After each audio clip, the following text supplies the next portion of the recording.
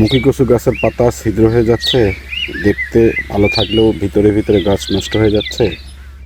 আজকে আমি দেখাবো কোন পোকা আক্রমণ করে, কেন করে, আর কিভাবে দ্রুত ও স্থায়ীভাবে দমন করবেন। কাজে ভিডিওটি শুরু থেকে শেষ পর্যন্ত দেখুন, হয়তো অনেক অজানা তথ্য আপনার জ্ঞান ভাণ্ডারকে আরও সমৃদ্ধি লাভ করতে পারে।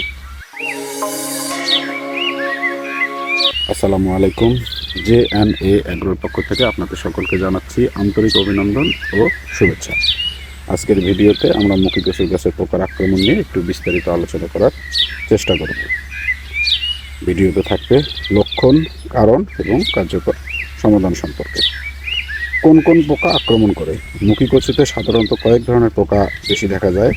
এর মধ্যে একটা হচ্ছে পাতা খেকো পোকা, যেটা পাতায় ছিদ্র করে। জাপ পোকা, পাতার রস চুষে নেয়। লাল মাকড়, পাতায় হলুদ দাগ ফেলে। থ্রিপস, পাতা কুঁকড়ে দেয়। এগুলো দ্রুত ছড়িয়ে পড়ে, তাই শুরুতে শনাক্ত করাটা জরুরি। লক্ষণ: যদি দেখেন পাতায় ছোট ছোট ছিদ্র, পাতা হলুদ বা কুঁকড়ে যাচ্ছে, পাতার নিচে ছোট পোকা বা জাল, গাছ দুর্বল হয়ে যাচ্ছে, তাহলে বুঝবেন যে পোকার আক্রমণ হয়েছে। কেন আক্রমণ হয়? পোকার আক্রমণের প্রধান কারণগুলো হচ্ছে অতিরিক্ত নাইট্রোজেন সার অর্থাৎ ইউরিয়া ব্যবহার করা, জমিতে যদি আগাছা থাকে, গাছ ঘন করে লাগালে, গরম বা আর্দ্র আবহাওয়া যদি হয়, এই ভুলগুলো করলে পোকার আক্রমণটা বেশি হয় এবং পোকা খুব দ্রুত বেড়ে ওঠে। এটা সমাধান। 1 নম্বর সমাধান যদি বলি যে আপনার হচ্ছে প্রাকৃতিক পদ্ধতি।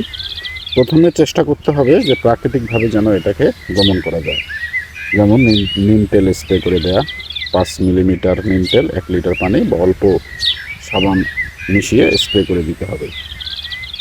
দ্বিতীয় সপ্তাহে রসুন প্লাস সাথে মরিচের গুঁড়া দিয়ে স্প্রে করে দিতে হবে।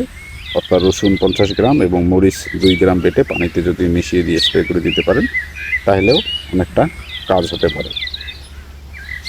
আর একটা করতে পারেন, সেটা হচ্ছে আক্রান্ত পাতা কেটে ফেলতে পারেন। এতে পোকা ছড়ানোটা খুব কমে যায়, কিন্তু এই কাজটা অনেকটা কষ্টকর।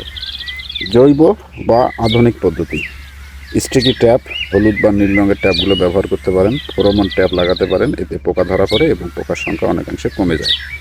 তৃতীয়টা পর্যায় হচ্ছে রাসায়নিক পদ্ধতি। যদি আক্রমণ বেশি হয়ে যায়, তাহলে ইমিডাক্লোপিড অথবা স্পিনোসাইট অথবা সাইপারমেথ্রিন গ্রুপের যে কীটনাশকগুলো বাজারে পাওয়া যায়, এটা 7 থেকে 10 দিন পর পর যদি স্প্রে করে দেন, তাহলে এগুলো পোকার আক্রমণ থেকে আপনার মুখী কচুর গাছটা রক্ষা পাবে। তবে অবশ্যই লেভেলের নির্দেশনা মেনে চলতে হবে।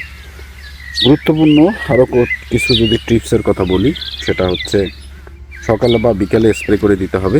বৃষ্টির আগে স্প্রে করা যাবে না। গাছের নিচে আগাছা পরিষ্কার পরিচ্ছন্ন রাখতে হবে।